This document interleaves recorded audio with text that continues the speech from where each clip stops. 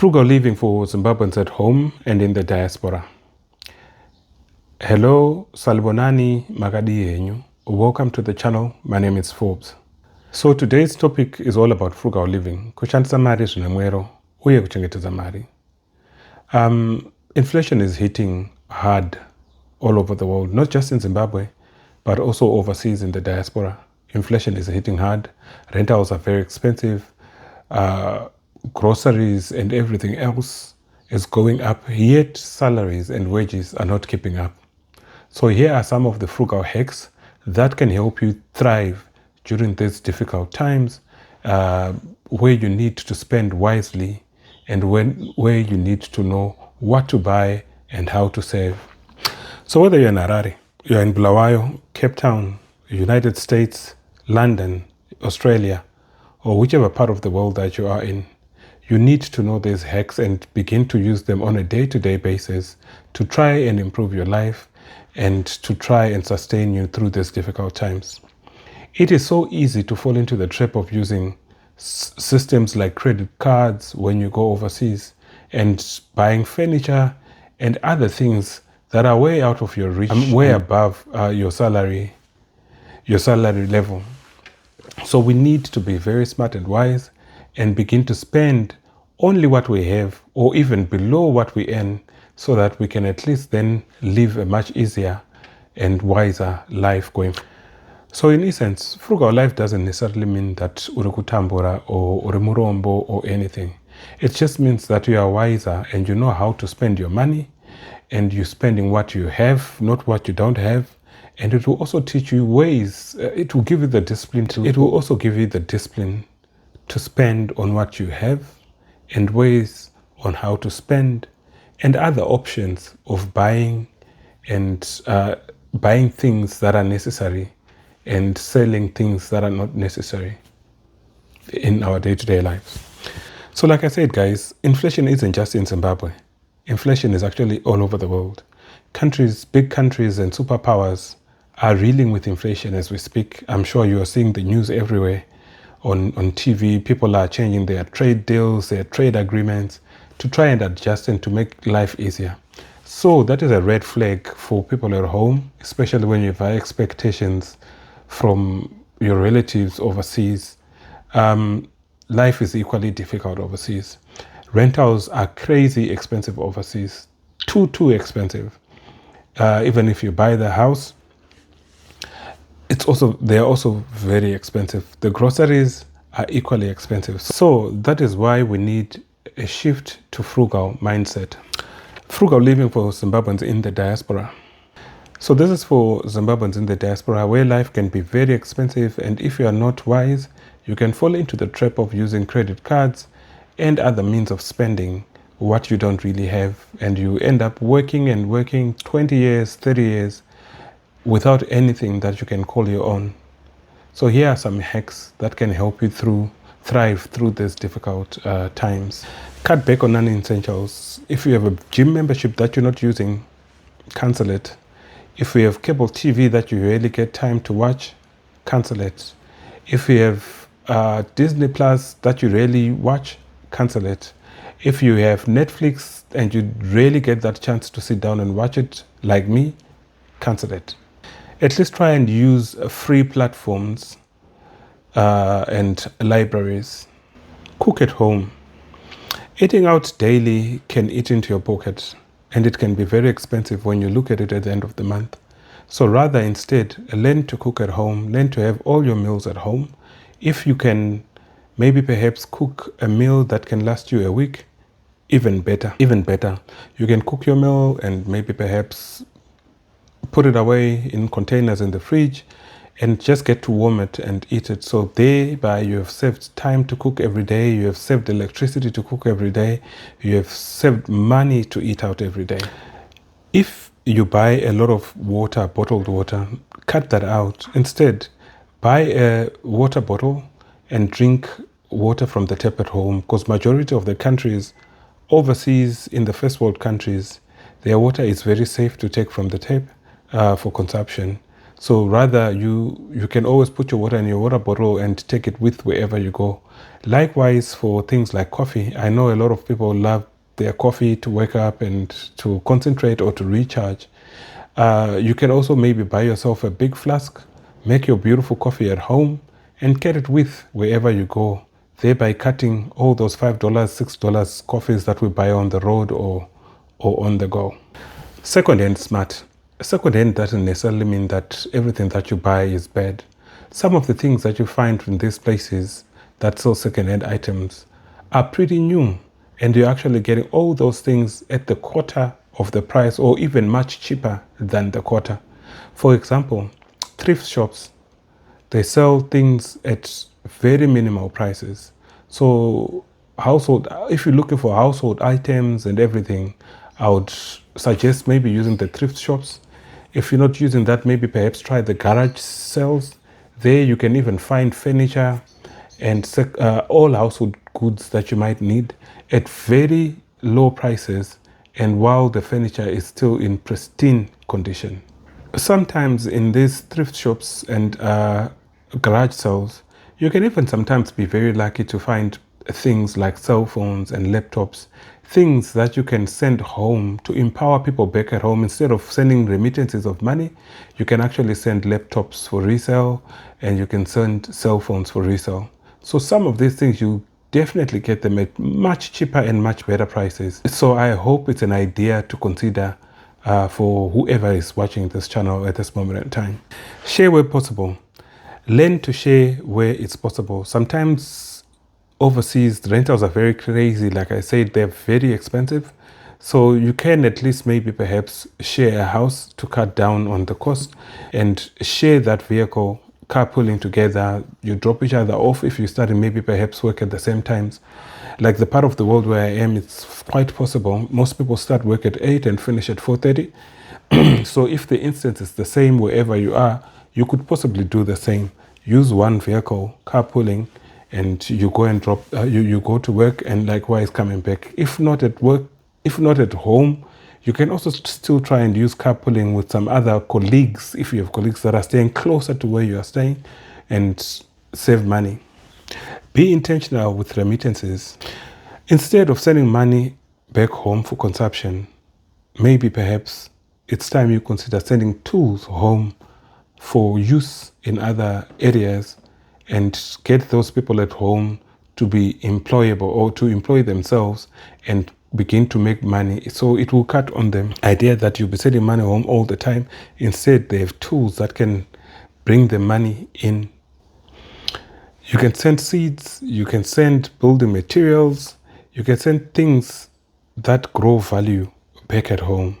And most of these things, you do find them in the first world countries that I've just mentioned. And sometimes, like I said, when you look for these things in the thrift shops and the garage sales, you do find them at the fraction of their price. So meaning you'll be getting them at much cheaper prices, and you can capitalize on that for the longest time.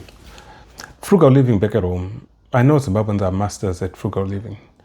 Hence, most of them maybe perhaps didn't realize that they've been living frugal lives most of their lives. Half the times, frugal life in Zimbabwe or in Africa is considered as poor, as the low class. There's a lot of classicism in Africa, and you are usually ranked right at the bottom when you live a frugal life. But however, it is one of the most powerful and smartest ways of living and saving. I'll give you a quick example. In Zimbabwe, my country, people who lived in the rural areas are really the geniuses at frugal living. Half of them are farmers, and half of them would farm and get paid a check at the end of the harvest season, and that check would see them through the whole year, meaning it would pay school fees, buy groceries, and all the other household goods and basic needs that they need for the whole year. That is smart, guys. So that is power, but it's just power that we didn't realize and market enough. Hence, I take off my hat for the people who live in the rural areas and say, you know what, guys, big up for that way. So now looking at that with a microscopic eye, we need to master that same skill in our day-to-day lives. We need to cut out on everything that is unnecessary in life. There are a lot of things that we buy, and then when we buy them, we realize we never use them. We're just going to sit with that thing. Very expensive item. By the time you resell it, you won't sell it at the value at the money that you bought it for. So you would have lost. So grow your own food. So whether you are living in Harare or you are living in the rural areas, so I know some people in Harare, especially in the avenues, would say, you know what, I stay in a flat and I don't have a garden. And where can I grow a little kitchen garden where I can get fresh veggies every day? Apparently, you can grow veggies from anywhere. You can put a garden against your wall and you can grow your veggies there. You can put your garden in your balcony and you can grow your veggies there. You can get to eat fresh, organic vegetables every day that you would have grown yourself. So there's no excuse on that one. Grow your gardens as much as you can from wherever in Harare. And if you are back in the rural areas, even better, you got bigger pieces of land. Maybe you might just need a bore instead of tsime. Maybe try and dig in a bore so that you have your garden right throughout the year, not just seasonally, but right throughout the year. So if you're staying in the avenues, you can either grow your food, your little garden in the buckets or in a wooden case, put it in the balcony, add some sand and manure and start growing your vegetables from there. If not, you can use old tires, cut them, add sand and manure and grow your veggies from there. If not, you can use saga, add your manure in there and sand and start growing. So there's no limited space that can limit you from growing your own garden, your own organic garden. And by the way, something just to note, in Africa, especially in Zimbabwe and going up, most of the food that we eat is organic food, by the way, guys. So whether you're going to be having an avocado tree at home or you have mangoes or any other different fruits, the veggies that we eat, everything is organic. Majority of it is organic. So it's something to really be proud of because we eat very healthy and some of the best food that people in the diaspora can't even afford to buy on a day-to-day basis, whereas you guys have it right there on your doorstep. So it's something really to note and be proud of. Cooking smart. Instead of using electricity all the time, electricity is very expensive. Try and think of other innovative ways of cooking. You can use a gas stove instead, or you can use firewood to cook, or you can use solar. Cook smart ideas, use firewood, use gas instead of always using electricity that is very expensive. And also remember that traditional food like sadza and muriwo is very healthy and much better to have compared to fast food items. We also need to repurpose what we have. For example, if you have a pair or a set of sofas and one is torn, try and get it fixed and use it for the next couple of years instead of throwing it away. Save money that way. If you have a chair that is cracked or that needs a leg fixed, try and do DIY, learn trades and get to do all those things yourself. In actual fact, I am also here to emphasize that most Zimbabweans and Africans need to have a couple of trades, each person per household. Reason being that some of the things that we pay for, the services that we pay for, like getting your lawn cut, the garden services, bringing a maid home, all those things you can get to do yourself. Half of the houses now, I believe, have washing machines, they have drying machines, so you can get to do laundry with your washing and then you do your ironing by yourself. I remember back in South Africa, my boss from the company that I used to work for, he was a very wealthy man, multi-millionaire. He did his own garden, he cooked for his family every day, and he did his ironing and a lot of other things. I asked him, why you have so much money and plenty to spend, why would you not maybe perhaps hire a gardener or a housemaid? He told me that from when he was a child, he was taught to do DIY, and ever since then it stuck with them. Hence you realize most of the houses in South Africa, in the wealthy suburbs, do not have a gardener's quarter.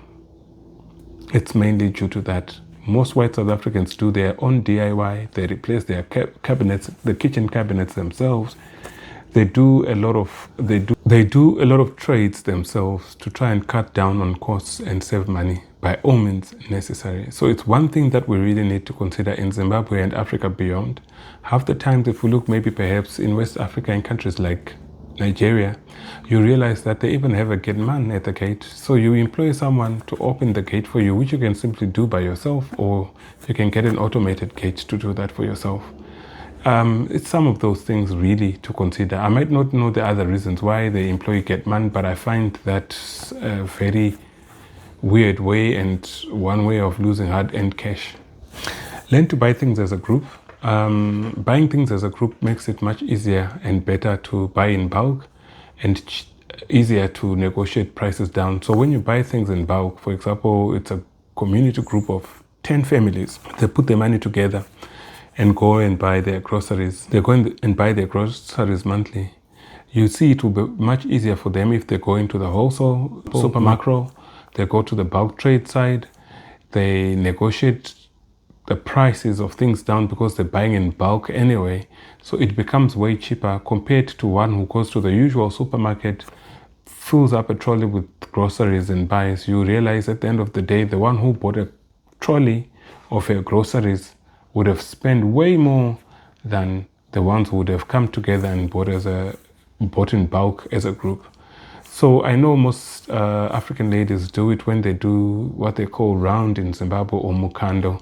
I'm not too sure what it's called in South Africa or in other countries, but it was a system whereby ladies bring money and, together.